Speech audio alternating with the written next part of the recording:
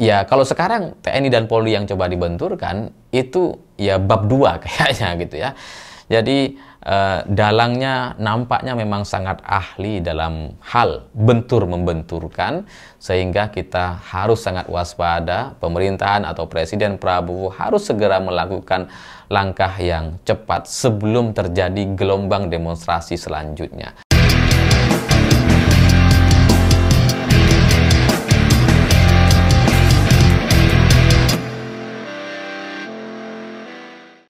Selamat malam semuanya. Setelah beberapa hari yang lalu terjadi aksi demonstrasi besar-besaran di berbagai kota, hari ini tiba-tiba muncul upaya untuk mengadu antara TNI dengan Polri. Muncul narasi untuk menyalahkan TNI, dan itu berbekal dari sebuah kejadian di mana ada anggota BAIS yang hadir atau ada di lokasi aksi demonstrasi dan kemudian teridentifikasi sama anggota BRIMOB.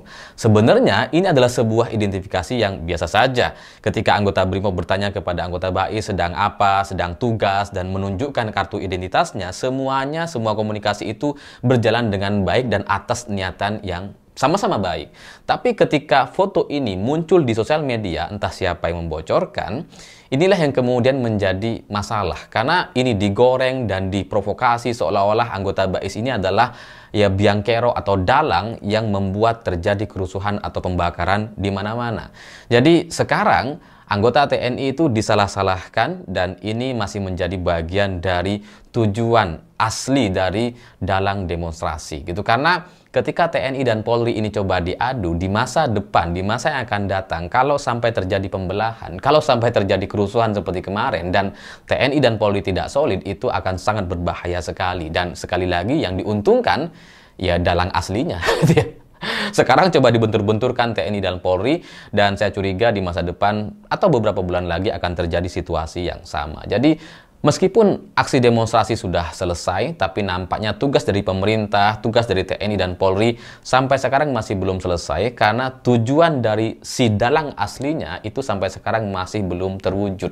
Tujuan dari dalang untuk kemudian melakukan aksi besar-besaran kemarin itu belum ada hasil yang nampak, setidaknya sampai hari ini. Jadi ya meskipun pihak TNI sudah menyampaikan klarifikasi bahwa memang ada anggotanya yang berada di lapangan, tapi ya itu sampai sekarang di sosial media tidak bisa diterima atau tidak bisa diyakini sebagai sebuah kebenaran. Banyak orang ragu, banyak orang ya tergoreng gitu, atau terkecoh dengan narasi-narasi yang muncul di sosial media, yang lebih percaya bahwa ada militer atau ada TNI yang terlibat dalam aksi demonstrasi kemarin. Padahal tugas dari TNI kemarin memang ya sangat signifikan. Kalau tidak ada pengamanan atau TNI tidak turun ke lapangan kemarin, saya nggak bisa membayangkan situasinya akan seperti apa.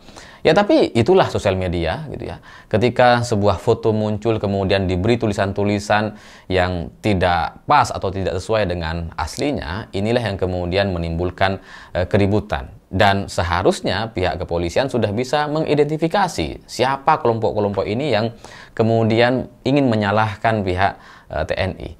Karena klarifikasi yang disampaikan sama TNI sama BRIMOB sudah selesai, dan maka aneh rasanya ketika koalisi masyarakat hari ini itu mendesak dibentuknya tim gabungan pencari fakta terkait keterlibatan militer dalam demo dan kericuhan atau pembakaran yang terjadi kemarin. Ini janggal gitu, karena ya TNI dan Polri-nya sudah menyampaikan klarifikasi bersama, tiba-tiba muncul tuntutan untuk supaya membuat orang curiga bahwa kemarin itu memang ada kelompok militer yang ingin menimbulkan kericuhan di Indonesia. Ya, bahwa di kolom komentar banyak orang mengatakan BAIS itu seharusnya tidak ada di lapangan, harusnya itu hanya bertugas di intelijen strategis dan tidak memantau secara langsung atau harian atau situasi yang terjadi di lapangan yang terbaru.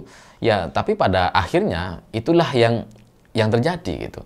Memang TNI atau BAIS kemarin sudah seharusnya turun mungkin ke lapangan karena situasinya sudah sangat buruk atau negatif kepada kepolisian. Karena kalau kita mengacu kepada apa yang terjadi kemarin, itu kan pihak kepolisian sudah ya babak belur lah istilahnya gitu ya, menjadi sasaran kemarahan dari ojek online dan masyarakat sipil. Itu kantor-kantor polisi dibakar, orang-orang anggota kepolisian, mobil-mobilnya juga diserang gitu. Jadi tidak ada kepercayaan masyarakat kepada pihak kepolisian waktu itu, sehingga ya TNI memang harus turun tangan dan harus ada pemantauan secara khusus untuk supaya bisa melihat keamanan negara kita ini ya bisa dipastikan aman gitu. Nah kalau TNI tidak turun kemarin, saya nggak bisa membayangkan gitu ya, apa yang akan terjadi. Itu kalau kita bicara soal situasi kemarin. Kalau kita mau bicara soal teori dan sebagainya, di tengah situasi yang seperti kemarin, rasanya itu tidak berlaku. Dan ketika hari ini muncul tuntutan atau desakan untuk membuat tim gabungan pencari fakta dari koalisi masyarakat, inilah yang kemudian membuat kita jadi banyak yang kebingungan gitu ya. Masyarakat kita itu sekarang kan mencurigai bahwa ada pihak elit yang menunggangi aksi demonstrasi kemarin. Ada pihak yang ingin memanfaatkan kemarahan masyarakat dan kemudian terjadilah pembakaran di mana-mana. Terjadilah kericuhan di 21 kabupaten dan kota. Itulah kecurigaan kita beberapa hari terakhir ini. Nah, kalau sekarang kemudian kecurigaan masyarakat bahwa ada pihak terlibat, ada elit yang memanfaatkan, kemudian diarahkan untuk menyalahkan militer atau TNI, inilah yang membuat kita semua harus waspada gitu, karena nampaknya dalang di balik aksi dan kerusuhan atau pembakaran ini benar-benar memperhitungkan apapun yang akan terjadi ke depan. Karena sekarang kita jadi dibuat bingung gitu. Yang awal mula ini menjadi masalah DPR, kemudian belok ke masalah Polri. Ya karena ini kan tuntutan awalnya adalah bubarkan DPR. Terus kemudian belok ke Polri. Polisi diserang, kantor-kantornya dibakar, mobil-mobilnya dibakar. Kemudian sekarang dibelokkan ke TNI. Dan masyarakat jadi kebingungan, ini sebenarnya permainan siapa gitu.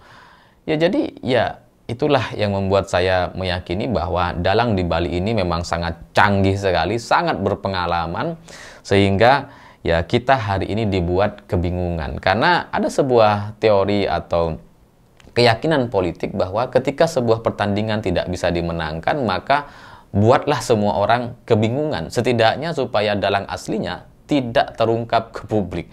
Itulah yang terjadi hari ini. Kita dipaksa untuk curiga ke sana, curiga ke sini, curiga ke TNI, curiga ke Polri, dan semuanya dicurigai sampai kemudian kita kecapean dan dalang aslinya tidak terungkap sama sekali, bahkan tidak disenggol sedikit pun gitu. Jadi kalau untuk melihat siapa dalang asli, dalang utama dari permainan atau kerusuhan dan kericuhan pembakaran yang terjadi di mana-mana itu kemarin, bagi saya ya sama kayak Tukul gitu ya. Kita kembali ke laptop aja gitu. Kembali ke asal, kembali ke awal mula demonstrasi ini terjadi. Awal mula demo itu terjadi, itu jelas hashtagnya adalah bubarkan DPR. Bahwa kemudian setelah itu muncul kemarahan kepada Syahroni, Uya Kuya, Eko Patrio, dan sebagainya, itu hanya pemantik saja. Itu hanya memperbesar kemarahan saja. Tapi kemarahan masyarakat terkait DPR itu sudah ada sejak lama. Kemarahan masyarakat terkait situasi ekonomi masyarakat Indonesia itu sudah ada sejak lama. Dan itu sangat dipahami sama dalangnya karena memang sangat berpengalaman. Jadi dimanfaatkanlah situasi ekonomi yang memang berat, daya beli masyarakat sedang turun, kemudian dibesar-besarkan karena ada aksi penjarahan kepada rumah Syahroni, Eko Patrio, Uya Kuya, dan Nafa Urbah. Jadi ini semua terbaca, dikerahkan atau diarahkan ketika akhirnya muncul satu jejak digital bahwa ada orang yang memvideokan ada pengerahan ke rumah Mbak Puan Maharani, ada pengarahan untuk menjarah atau menyerang rumah Mbak Puan, sehingga itu dicurigai bahwa penjarahan yang terjadi sebelumnya di rumah Syahroni, Uya Kuya, Eko Patrio semuanya juga diarahkan karena masyarakat kita tanpa ada pemicu yang betul-betul gila di lapangan, gak mungkin secara organik akan terjadi atau akan menjarah rumah pejabat-pejabat negara. Nggak mungkin gitu. Jadi ya karena itu memang diarahkan, dipicu, maka kemudian muncullah keberanian-keberanian atau orang-orang yang ikut-ikutan gitu. Jadi alasan inilah yang kemudian membuat kita harus masih waspada meskipun aksi demonstrasinya sampai sekarang sudah nggak ada. memang kericuhannya, mungkin pembakaran, ancaman demonya sudah nggak ada, tapi tujuan untuk membuat situasi yang buruk atau situasi yang tidak stabil nampaknya masih akan terus dilancarkan. Alasan TNI yang berada di lapangan karena karena kemarin memang situasinya mengharuskan demikian. Kalau posisi polisi sudah menjadi sasaran, ya maka yang bisa mengamankan ya cuma TNI waktu itu. Karena pihak kepolisian juga sudah mengakui bahwa mereka tidak bisa melakukan apa-apa. Makanya ya terjadilah pembakaran di berbagai kantor-kantor kepolisian. Ya, itu yang saya pahami dari apa yang terjadi kemarin.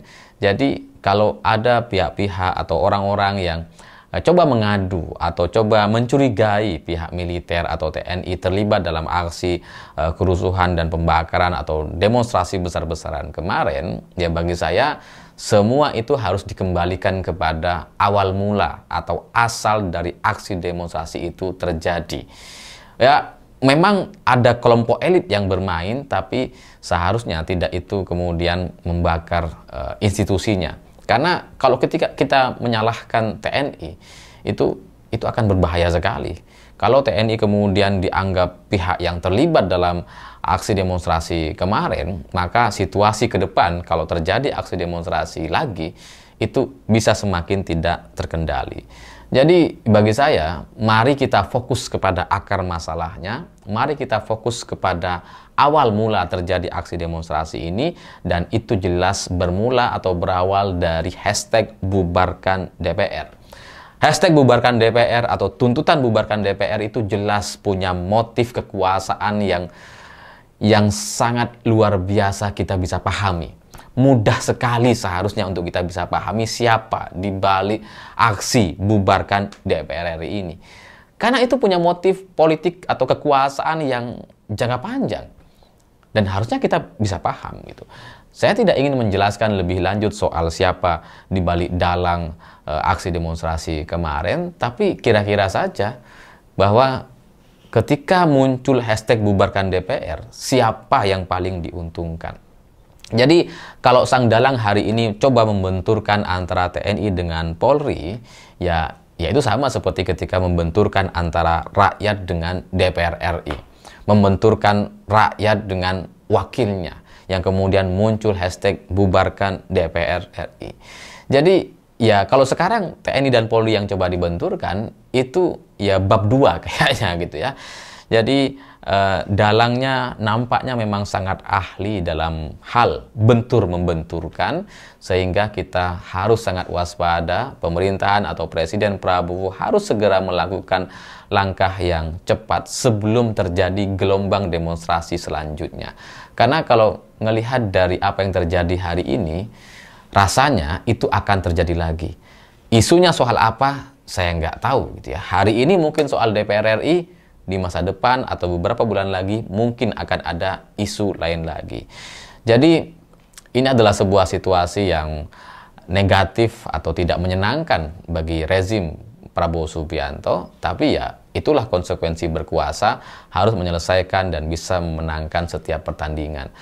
Jadi aksi demonstrasi mungkin itu ada kemarahan masyarakat, ada situasi ekonomi yang memang tidak baik-baik saja hari ini, ada kengeyelan dari pihak pemimpin atau penguasa yang tidak mendengar aspirasi masyarakat, iya, tapi itu menjadi sangat berbahaya sekali ketika ada orang atau elit memanfaatkan situasi ini dan mencoba mengambil keuntungan untuk kekuasaan diri pribadi dan keluarganya.